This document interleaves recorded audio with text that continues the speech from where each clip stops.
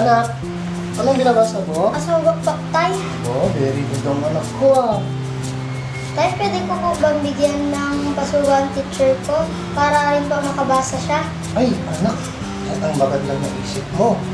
Alam mo, utos ng ating Panginoong Diyos na itong malasakit ng ating kapwa at ipalaganap ang ating pananampalataya. Kaya, very good na very good ka, anak. Sige, sige, piligwat ko ng soft drinks at magme-merienda na tayo. Akin na muna to.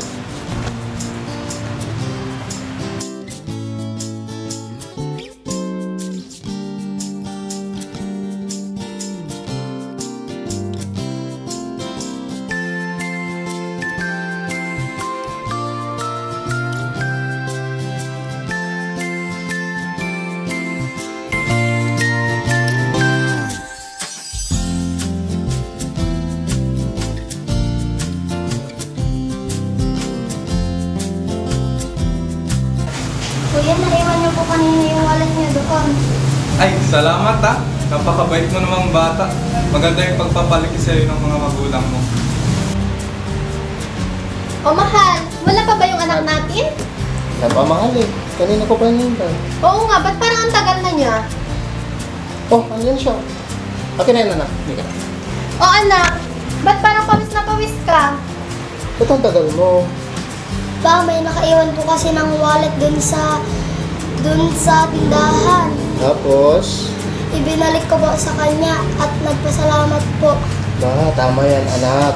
Ang bait naman talaga ng anak ko. Kasi anak, alam mo, yung pag-aangkin ng bagay na hindi sa'yo, ay pagnanakaw.